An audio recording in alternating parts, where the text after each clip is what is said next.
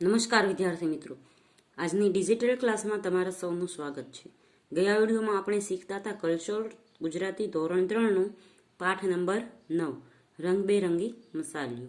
આજના વિડીયોમાં આપણે પાઠ આગળ શીખીશું.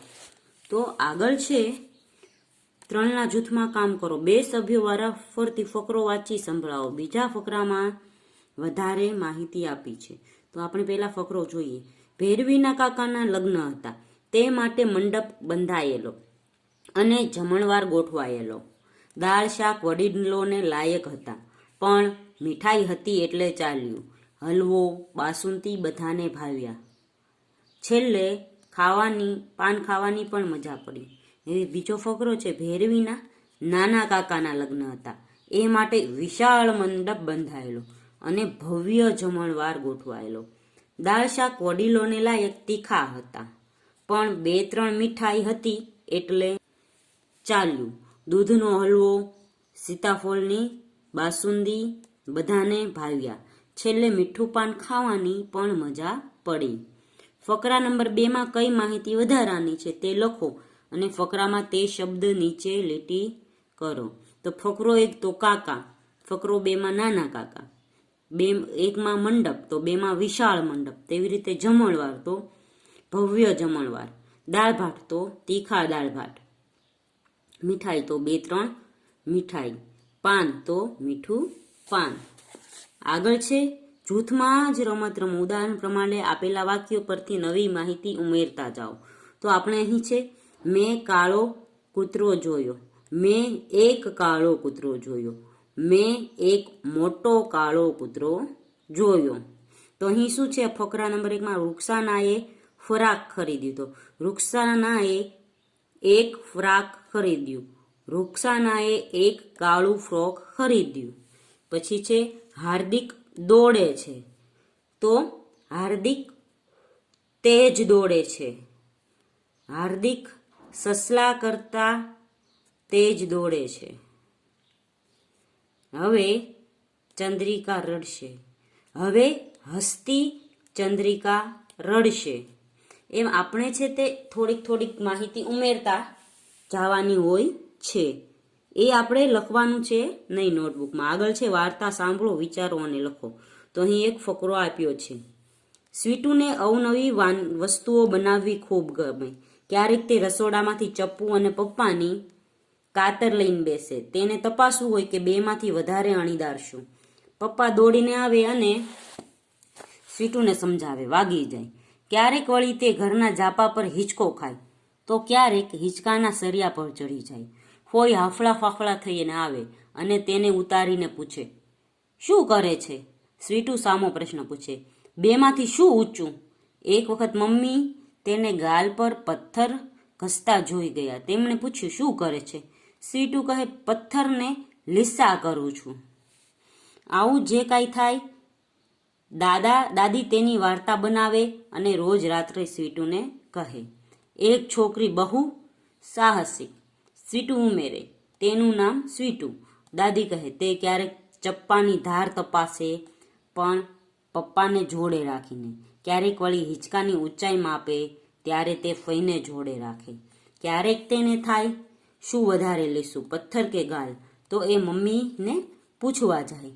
આવી વાતો સાંભળતા સ્વીટુ બહેન પોઢી જાય. તો અહીં આપણે ગમે એ વાત છે તે બાળકને કહી શકીએ. જેમ કે રોજની વાતો જે થતી હોય તેને વાર્તા સ્વરૂપે આપણે બાળકને કહી શકીએ છીએ. જેમ આ સ્વીટુની દાદી તેને કહે છે. હવે એમાંથી જવાબ માટે પ્રશ્નો પૂછેલા છે. તો અહીંથી સૌથી મોટું કોણ હતું? તો સૌથી મોટા દાદી.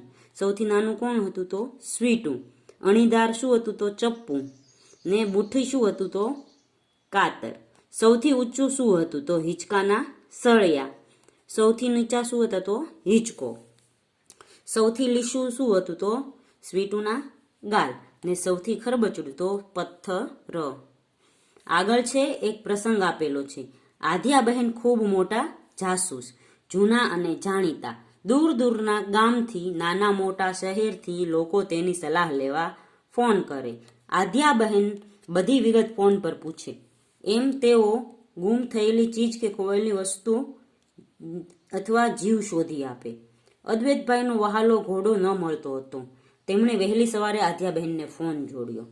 આધ્યાબહેન, તમારા ઘોડાનો દેખાવ કેવો હતો? તો અદ્વૈત કે 4 પગ 2 આંખ અને 2 કાન.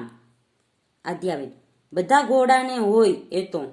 તમારા ઘોડાની ખાસ વાત? અદ્વૈત, તેને સુંદર સોનેરી વાળ છે, લીસી ચમકતી ચામડી છે. આધ્યાબહેન, એવા તો ઘણા ઘોડા હોય, તમારા ઘોડામાં જુદું શું? અદ્વૈતભાઈ, તેના કપાળ પર કથ્થાઈ ચાંદો છે. આધ્યાબહેન, આ બરાબર. આવી જ બીજી વિશેષ વાત જણાવો. તો અદ્વૈતભાઈ, તેના બંને પાછલા પગ પર પણ કથ્થાઈ ચાંદા છે. આધ્યાબહેન, સરસ. હવે કહો, ક્યારે ખોવાયો? છેલ્લે ક્યાં જોયો હતો? અદ્વૈતભાઈ, અડધા કલાક પહેલા ઘર પાસેથી. આધ્યાબહેન, તમે ક્યાં તપાસ કરી? અદ્વૈતભાઈ, તપાસ નથી કરી, સીધો તમને ફોન કર્યો. આધ્યાબહેન, પહેલા તમારા ઘર, ખેતર, વાડી કે ઘોડારમાં તપાસ કરો. અદ્વૈતભાઈ, હા એ ખરું. તો અહીં આધ્યાબેન છે તે બધાને ખોવાયેલી વસ્તુઓ શોધવા તેની મદદ કરે છે. હવે નીચે તેમાંથી સવાલો આપેલા છે કે સાચા શબ્દ પર સાચાની નિશાની કરો. તો આધ્યાબહેન પ્રખ્યાત અને હોશિયાર જાસૂસ હતા. પછી આધ્યાબહેન પાસે ગામ લોકો, શહેરીજન સલાહ લેવા આવે. ત્રીજું, પ્રાણીને 4 પગ 2 કાન 1 પૂંછડી હોય. ચોથું, અદ્વૈતભાઈના ઘોડાના વાળ સોનેરી હતા.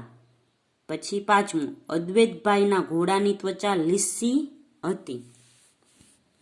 આગળ છે જોડીમાં કામ કરો. આપેલા કોષ્ટકમાંથી પ્રાણી અને તેમના વિશેષ નામ શોધી લખો. તો સૌથી પહેલા છે ગોબરું ભૂંડ, પછી બીજું છે મારકણી ભેંસ, ત્રીજું છે દૂધણી ગાય. અહીં છે વાનગી ઓળખો, તે માટે શું ઉમેરવું પડશે તે જુઓ. તો સૌથી પહેલી છે જલેબી, બીજું છે સમોસા, ત્રીજું છે ભજીયા, ચોથું છે લાપસી, પાંચમું છે રોટલો અને છઠ્ઠું છે મોહન થાળ. અહીં શિક્ષકે છે એક પેરેગ્રાફ લખવાનું છે જે પેજ નંબર 167 ઉપર આપેલો છે. તે મેં અહીં પેરેગ્રાફ લખેલો છે, તમારે પણ લખવાનો છે. સાંજનો સમય હતો, અંધારું થવાને હજી વાર હતી. હું ખુરશીમાં બેઠી હતી, ખુરશીને હિંચકાની જેમ હલાવતી હતી. હું વિચારતી હતી કે હજી કોઈ રમવા બોલાવવા કેમ નથી આવ્યું. ત્યાં તો મેં દ્રષ્ટિની બૂમ સાંભળી. જેટલો પેરેગ્રાફ તમારે લખાય એટલો અહીં લખવાનો છે. પછી છે હસો. તો મમ્મી કે છે, બીટુ શીરો બનાવો કે સુખડી? તો બીટુ કે, મમ્મી ઘરમાં એક જ કઢાઈ છે. હવે બીટુની મમ્મી એમ કે છે કે તારે શું ખાવું છે, શીરો ખાવો છે કે સુખડી ખાવી છે? તો બીટુ કહે છે કે મારે તો બંને ખાવું છે. આપણા ઘરમાં થોડી એક કઢાઈ છે તે તું એક બનાવ, 2 કઢાઈ છે એટલે તું બંને વસ્તુ બનાવ. તો વિદ્યાર્થી મિત્રો, અહીં પાઠ પૂર્ણ થાય છે. આવતા વિડીયોમાં 10મો પાઠ શીખીશું.